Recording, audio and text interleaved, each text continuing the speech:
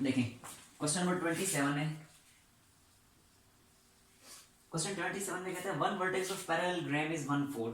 एक पैरेललोग्राम है, लेकिन पैरेललोग्राम पहले मैं ड्रॉ कर देता हूं।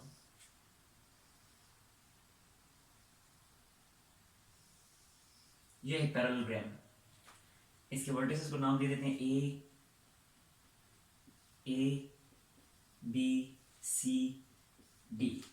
ठीक है, कहता है इस पैरेललोग्राम का एक वर्टेक्स है 1/4। ये वाला जो वर्टेक्स है ये है 1/4, जबकि द डायगोनल्स इंटरसेक्ट एट 2, 1। ये डायगोनल्स जो है इसके वो जिस पॉइंट पे एक दूसरे को कट करते हैं उसके कोऑर्डिनेट्स है 2, 1। तो देखें ये दो डायगोनल्स में ड्रॉ कर देता हूं। तो ये फर्स्ट डायगोनल, ये सेकंड डायगोनल। ठीक है, अब ये वो वाला पॉइंट है जहां पे डायगोनल्स एक दूसरे को कट कर रहे हैं, और इस पॉइंट के जो कोऑर्डिनेट्स हैं वो है 2, 1। ठीक हो गया। अच्छा, and sides have slopes 1 and -1/7। और इसकी साइड्स की जो स्लोप्स हैं, पैरेललोग्राम की जो साइड्स की स्लोप है वो है 1 and -1/7। यानी ये वाली जो साइड है इसकी स्लोप है, इसकी स्लोप को नाम दिया हुआ है 1 का। ठीक है, और ये वाली जो साइड है इसकी स्लोप को नाम दिया हुआ है, नाम क्या दिया, सॉरी, इसकी वैल्यू है -1/7। ठीक हो गया। इन स्लोप्स को नाम दे देते हैं m1 और m2 का। यानी m1 स्लोप जो है उसकी वैल्यू 1 है और m2 स्लोप जो है उसकी वैल्यू -1/7 है। अब बड़ी सिंपल सी बात है कि अगर ए बी लाइन की स्लोप 1 है तो डेफिनेटली सी डी लाइन की भी वही स्लोप होगी, 1 ही होगी, क्योंकि पैरेलल है ये दोनों। इसी तरह अगर बी सी लाइन की स्लोप -1/7 है तो ए डी लाइन की स्लोप भी -1/7 ही होगी। सवाल उसका ये कहता है कि जो बाकी तीन कोऑर्डिनेट्स हैं, सॉरी बाकी तीन वर्टिसेस जो हैं, ये तीनों अपने फाइंड करके दिखाने हैं। यानी vertex A, vertex B, C and D. देखें वर्टेक्स बी फाइंड करना है तो इसके कोऑर्डिनेट्स को मैं नाम दे देता हूं x1 और y1 का। वर्टेक्स सी के कोऑर्डिनेट्स को नाम दे देता हूं x2। वर्टेक्स सी के कोऑर्डिनेट्स को नाम दे देता हूं x2 और y2 का। ठीक हो गया। वर्टेक्स डी के कोऑर्डिनेट्स को नाम दे देता हूं x3 और y3 का। ये तीनों कोऑर्डिनेट्स मुझे फाइंड करने हैं, ये तीनों के तीनों कोऑर्डिनेट्स मुझे फाइंड करने हैं।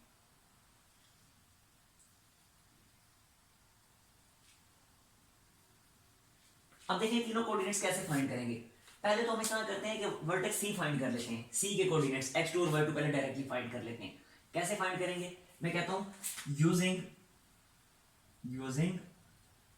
Mid point formula.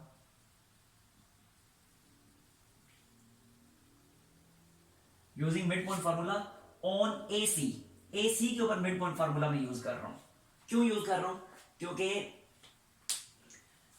डायगोनल जो होते हैं ना पैरेललोग्राम के, पैरेललोग्राम के जो डायगोनल्स एक दूसरे को जो इंटरसेक्ट करते हैं, तो दोनों डायगोनल्स एक दूसरे को हमेशा बाइसेक्ट करते हैं, 2 इक्वल पार्ट्स में डिवाइड करते हैं। ये आपका 9th क्लास का थ्योरम भी था, चैप्टर नंबर 11 का फर्स्ट थ्योरम था।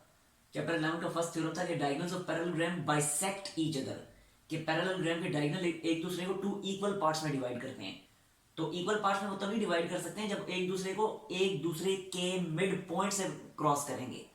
ठीक है, तो इसलिए ये डायगोनल जिस पॉइंट पे मीट कर रहे हैं, ये वाला जो पॉइंट है, ये दोनों ही डायगोनल्स का मिड पॉइंट है। ये एसी डायगोनल का भी मिड पॉइंट है और ये बीडी डायगोनल का भी मिड पॉइंट है। ठीक है, तो ये 2, 1 जो है ये एसी डायगोनल का क्योंकि मिड पॉइंट है, तो मैं इस तरह करता हूं मिड पॉइंट फार्मूला अप्लाई कर देता हूं इस पूरे एसी डायगोनल पे। तो फिर मिड पॉइंट फार्मूला के मुताबिक ये बनेगा, देखें जरा, ये बन जाएगा 2, 1 is equal to 1 plus x2 divided by 2, 1 plus x2 divided by 2 and sorry गलत लिख दिया, 2 plus x2 divided by 2, 2 plus x2 divided by 2 and 1 plus y2 divided by 2। ठीक हो गया। अब यहां से देखें 2 किसके इक्वल आएगा, यहां से बनेगा 2 will be equal to 2 plus x2 divided by 2। ठीक हो गया, and 1 will be equal to 1 plus y2 divided by 2। तो ये बनेगा, ये 2 इधर आके मल्टीप्लाई होकर 4 बनेगा और वो 2 इसमें से आके सब्ट्रैक्ट होगा तो x2 की वैल्यू हमारे पास आ जाएगी 2, डायरेक्टली मैंने लिख दिया। ठीक होगा, और इसी तरह y2 की वैल्यू क्या आएगी, ये 2 आके मल्टीप्लाई होकर 1 के साथ 2 बनाएगा और वो 1 आके सब्ट्रैक्ट होगा तो y2 की वैल्यू आ जाएगी 1। यानी ये पॉइंट सी के जो कोऑर्डिनेट्स हैं ये मुझे मिल गए। तो पॉइंट सी के कोऑर्डिनेट्स हैं 2 and 1। ठीक होगा। अब जब पॉइंट सी के कोऑर्डिनेट्स आ गए तो अब हम इस तरह करते हैं कि पॉइंट बी के कोऑर्डिनेट्स फाइंड करने की कोशिश करते हैं इसी को इस्तेमाल करके। तो हम ये लिखेंगे, देखें जरा, ये लाइन ए बी जो है इसकी स्लोप गिवन है हमें, उसकी वैल्यू है 1, ठीक है। तो फिर मैं लिखता हूं slope of line, slope of line A B, slope of line A B क्या है, वो है हमारे पास 1, ठीक है। और अगले स्टेप में slope of line A B की जगह ए बी की स्लोप फाइंड करने का जो फॉर्मूला है वो मैं यूज कर लेता हूं, यानी लिखूंगा y1 माइनस 4, ये लिखा y1 minus 4 divided by x1 minus 1, तो ये लिख दिया x1 minus 1 and this is equal to ये 1 एज इट इज आ जाएगा, ठीक हो गया। अब इससे अगले स्टेप में x माइनस 1 इधर आके इससे मल्टीप्लाई होगा तो ये बनेगा, ये बन जाएगा y1 minus 4 is equal to x1 minus 1, और रीअरेंज करें ये बनेगा, फिर ये y1 को उधर शिफ्ट कर दें तो ये बन जाएगा x1 minus y1 is equal to minus 1 को इधर लाके 4 में ऐड, माइनस 4 में ऐड करें तो बनेगा माइनस 3, ठीक हो गया। इस इक्वेशन को आप नाम दे दें इक्वेशन नंबर 1 का, क्योंकि यहां से हम x1 या y1 की वैल्यू फाइंड नहीं कर सकते क्योंकि अननोन्स 2 है और इक्वेशन 1 है जी। ये आपने किस चीज का फार्मूला लगाया है यहाँ पे? स्लोप का फार्मूला, स्लोप का फार्मूला नहीं था, ए बी लाइन की स्लोप है ना, तो slope of line A B की जगह मैंने ए बी लाइन पे स्लोप का फार्मूला अप्लाई कर दिया, y1 minus 4 divided by x1 minus 1, वही तो लिखा। अच्छा, अब ये एक इक्वेशन बन गई। अब एक और इक्वेशन बनाते हैं, हम इस तरह करते हैं, अब बी सी लाइन जो है इसके ऊपर स्लोप का फार्मूला अप्लाई कर देते हैं, ठीक है। तो अब मैं फिर यहां पे लिखता हूं slope of line B C, slope of line B C, और बी सी की स्लोप वो भी हमें गिवन है -1/7, तो ये मैं -1/7 लिख देता हूं एज इट इज। अब slope of line B C की जगह बी सी पे मैं स्लोप का फार्मूला अप्लाई कर देता हूं, जो कि बनेगा y2 minus y1, y2 minus y1 divided by x2 minus x1 is equal to -1/7। और अगले स्टेप में अब जरा देखें, y2 और x2 की वैल्यू मैं फाइंड कर चुका हूं ना, यानी c के जो कोऑर्डिनेट्स हैं वो ये फाइंड कर चुका हूं, ये लिखा हुआ भी है मैंने, ठीक है। तो ये y2 की जगह मैं 1 लिख देता हूं, इस y2 की जगह मैंने लिख दिया 1, माइनस का sign, y1 as it is आएगा क्योंकि हमें भी मालूम नहीं है, डिवाइडेड बाई x2 की जगह 2 लिख देता हूं, और माइनस x1 ऐसे ही आएगा क्योंकि अननोन है अभी तक, -1/7। अब क्रॉस मल्टीप्लाई करने तो ये बनेगा 7, देखिए ये 7 इधर आके मल्टीप्लाई होगा तो बनेगा 7 minus 7y1 is equal to -2 plus x1, ठीक हो गया।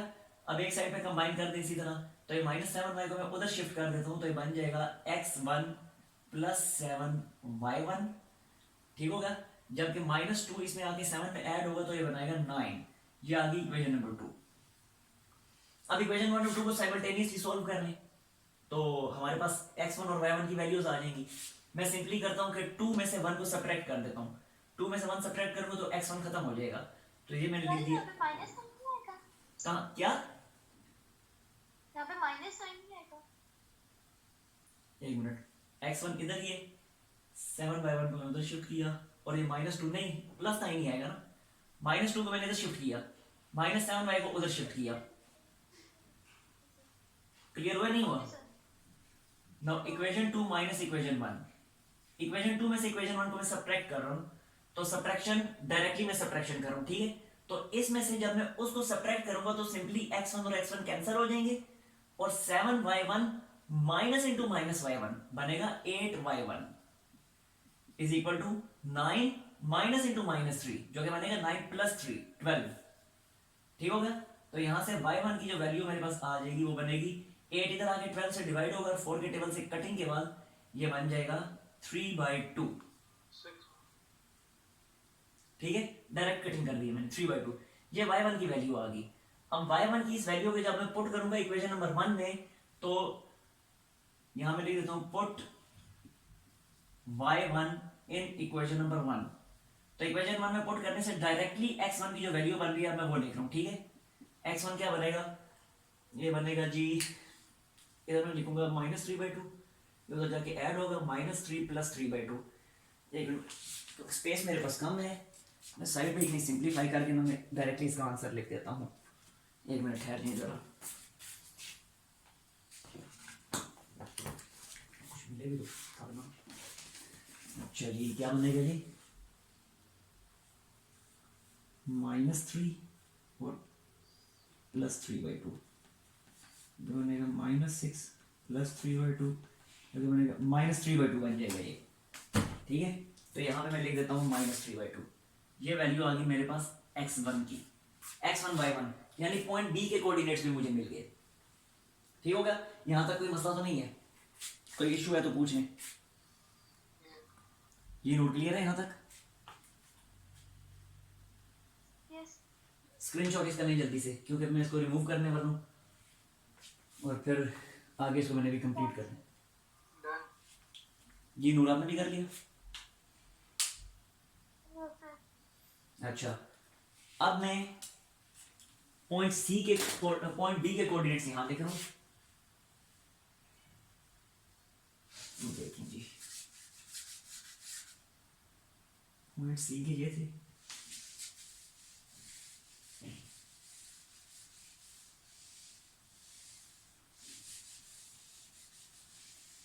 ये सी के कोऑर्डिनेट्स में लिखे रहने देता हूं। अभी पॉइंट बी के कोऑर्डिनेट्स अब मैं लिख रहा हूं। देखिए पॉइंट बी मेरे पास फिर क्या बना, पॉइंट बी बन गया x1 y1, यानी -3/2 एंड 3/2। ठीक हो गया, ए पहले से मौजूद था, बी और सी मैंने फाइंड कर लिए। अब आखिरी रह गया डी। अब बी कैसे फाइंड करूंगा, तो एक दफा देखा बी के कोऑर्डिनेट्स मुझे मिल चुके ना, ये हैं बी के कोऑर्डिनेट्स, इस बी के कोऑर्डिनेट्स मिल गए मुझे, और साथ ही साथ ये वाला पॉइंट इस पूरे डायगोनल बी डी का मिड पॉइंट भी है।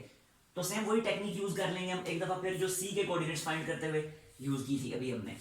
ठीक है, तो मैं फिर लिखता हूँ ये चीज, using mid point formula, using mid point formula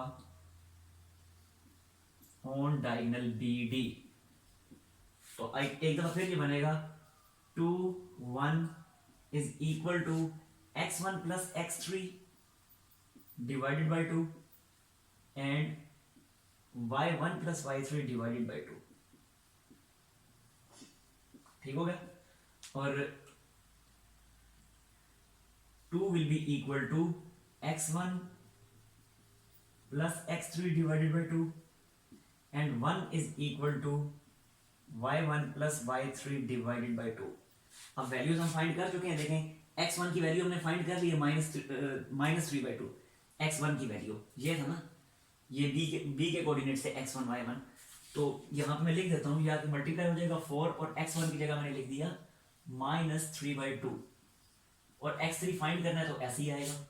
ठीक हो गया, इसी तरह यहाँ पे बनेगा 2 इज इक्वल टू y1 के कोऑर्डिनेट्स, ये फाइंड कर चुके हैं हम 3/2, तो ये आ गया 3/2 प्लस y3। अब ये इधर आगे ऐड हो जाएगा तो बनेगा 4 + 3/2 इज इक्वल टू x3, और x3 के कोऑर्डिनेट, x3 की वैल्यू हमारे पास आ जाएगी एलसीएम लेने से, 2 4 8, 8 + 3 11, तो ये बना 11/2, ये x3 की वैल्यू आ गई। अब इसी तरह यहाँ से y3 की वैल्यू फाइंड कर लें, तो ये बनेगा 2 - 3/2 इज इक्वल टू y3, और y3 हमारे पास आएगा एलसीएम लेने से बनेगा 4 4 - 3, और ये बनेगा 1/2। ठीक हो गया, तो इस तरीके से हमारे पास, इस तरह से हमारे पास पॉइंट डी के कोऑर्डिनेट्स भी आ गए। तो अब मैं यहाँ पे डी के भी कोऑर्डिनेट्स लिख देता हूँ। Now D is 11/2 and 1/2। ले जी कंप्लीट हो गया, स्क्रीनशॉट लें और अगर कोई इशू है तो पूछ लें।